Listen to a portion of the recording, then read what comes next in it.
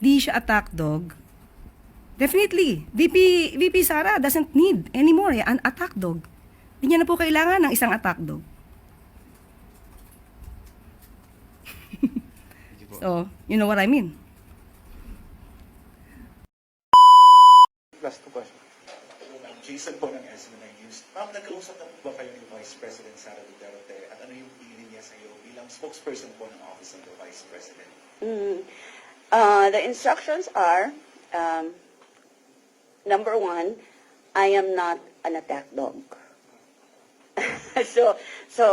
Not being an attack dog, I will not go on the offensive. I will just report. I'll be straightforward, report on what message the Office of the Vice President needs.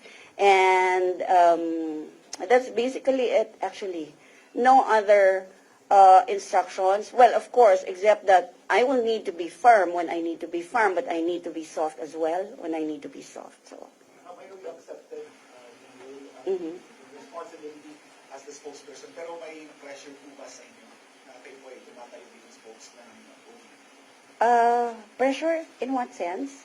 Sorry. Sa gitna po ng mga issues, controversies, issues po sa office. No, because I believe in the leader, and the leader can handle it herself, right? I'm just a support staff, backup cheerleader. Yeah, but I've been there, I've done that. So, but this interview is really not about me. It's about the Office of the President. So, maybe we can go back. Okay, thank you po.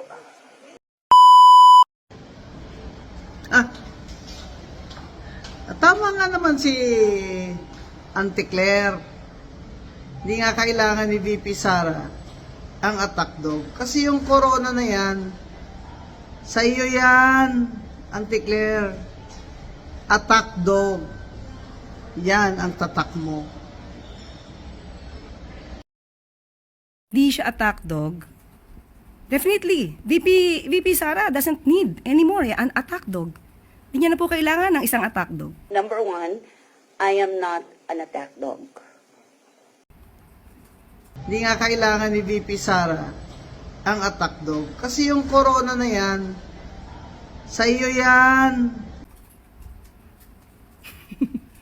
So, you know what I mean? Sa iyo yan, Auntie Claire. Attack dog. Yan ang tatak mo.